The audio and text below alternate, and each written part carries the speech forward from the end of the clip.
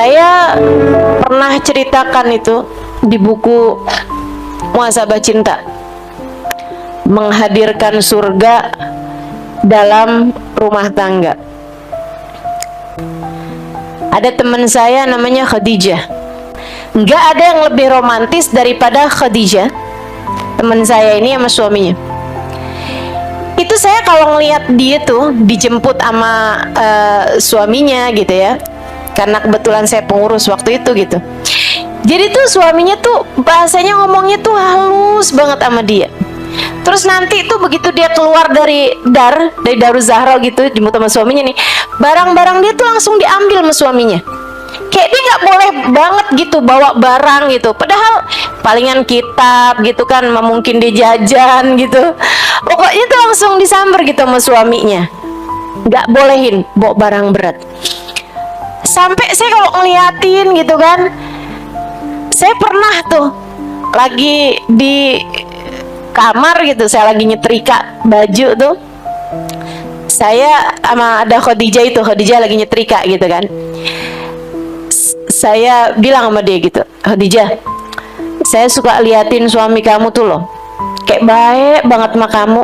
Saya sampai pernah bilang gitu, nih Khadijah nih kayak kurang digendong doang nih sama lakinya nih. Kayaknya kalau boleh bini digendongin gitu, kayaknya digendong mulu udah sama lakinya gitu. Saya bilang kayak gitu. Terus dia bilang kayak gini, iya tuh emang baik banget dah. Terus dia cerita lagi nih si Khadijah, untung saya tidak memutuskan sesuatu yang berbeda, kalau enggak saya pasti bakalan nyesel. Dia bilang gitu. Saya bilang, emang berbeda gimana Khadijah? Dia pun mulai bercerita. Dia bilang, saya tuh nikah berapa tahun lalu gitu dia sebutkan. Terus dia bilang, kami satu kampung, keluarga juga udah saling kenal, kayak sama-sama orang condet gitu ibaratnya nih. Dia di kota Baydha teman-teman, tempatnya Habib Muhammad bin Abdul Al-Haddar, ayahandanya Hubabah Maryam, Hubabah Nur, mertuanya Habib Umar, mertuanya Habib Zain bin Smith. Dan dulu Habib Umar, Habib Zain itu mondoknya di sana, di Baydha sana itu. Dia bilang, kami menikah dapat sebulan 2 bulan, bulan-bulan madu itu ya, itu masih bagus-bagus saja, enak-enak aja, nggak ada masalah. Dia bilang, tapi mulai kayak setengah tahun gitu dari pernikahan, rumah tangga kami mulai sepertinya sedang diuji. Dia bilang dapat 6 bulan pernikahan, suami saya mulai jadwalnya berubah. Biasanya tuh kalau dia keluar, dia punya toko gitu, keluar pagi nih kerja gitu, ntar siangan itu dia pulang, sholat duhur, jamaah, makan di rumah, habis itu dia berangkat lagi gitu. Dia bilang, ini mulai berantakan, mulain kadang maghrib belum ada di rumah gitu, kadang-kadang isya aja juga belum pulang, mukanya mulai kelihatan suram. Saya tanyain, dia selalu bilang nggak ada apa-apa kok. Nah teman-teman sekalian yang saya muliakan, jadi nih si suaminya Khadijah ini gitu nggak mau cerita, karena dia pikir daripada saya nyusahin hati istri saya gitu, dia nggak cerita. Dia bilang, tambah lama nih tambah berantakan nih, kayaknya sholat juga nih yang asalnya dia laksanakan dengan berjamaah gitu, kayaknya mulai berantakan nih sholatnya nih, tar pulang belum sholat, dia pun sholat di akhir-akhir waktu gitu. Saya ngeliatin ini, kenapa nih orang, rupanya dia terlilit hutang, bukan mah pinjol juga sih.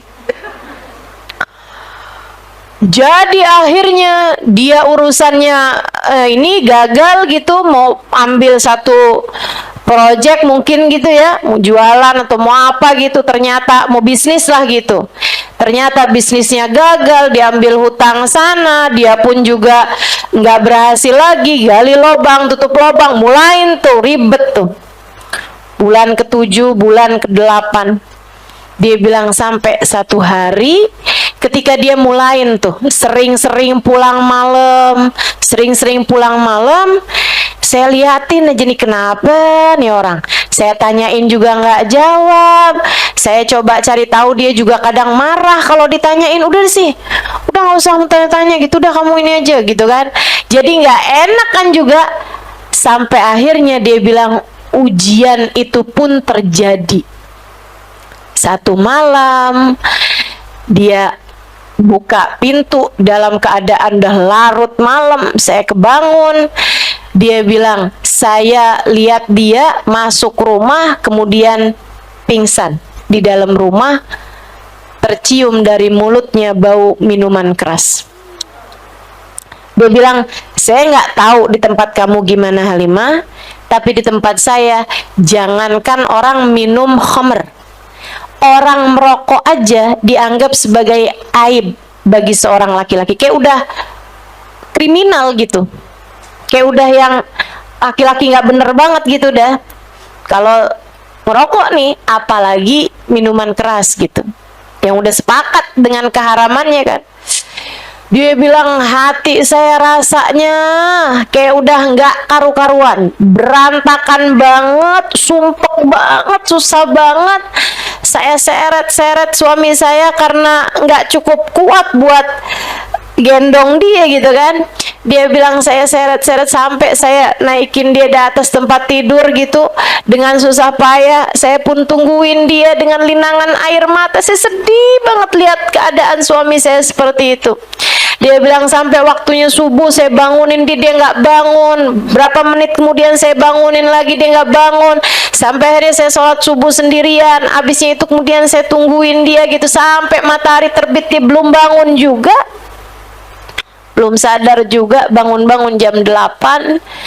Dia kemudian sholat subuh dengan kunut yang dijemur. Saya nangis depan dia, saya bilang, kamu kenapa? Dia seperti tetap enggan bercerita, tapi saya tetap tanya sama dia, kamu kenapa? Saya istrimu, saya berhak tahu apa yang terjadi sama kamu. Dia pun mulai bercerita bahwa urusan bisnisnya sedang tidak baik-baik aja. Tapi dia bilang, tapi nggak apa-apa kok, nanti semuanya akan dapat saya selesaikan.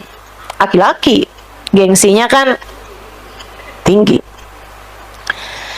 Saya kira itu adalah malam paling gelap dalam hidup saya. Ternyata itu baru awalnya. Besok-besoknya tambah berat lagi. Dia mulai berjudi. Dan judi mana yang bisa menghasilkan? Mulailah kami menjual barang-barang di dalam rumah. Mulailah perhiasan terjualkan satu demi satu. Barang-barang mulai pada habis. Sementara hutang dia bukan juga berkurang, malah semakin hari semakin bertambah. Dia bilang keadaan pun menjadi semakin runyam. Dia semakin jarang pulang ke rumah. Kadang pulang pagi, kadang nggak pulang juga. Dia bilang kalau saya tanya dia malah marah-marah. Dia pun juga mulai sering memaksa saya untuk jual barang atau mulai mengambil barang-barang dalam rumah. Udah semakin kayak ada di neraka rumah kami.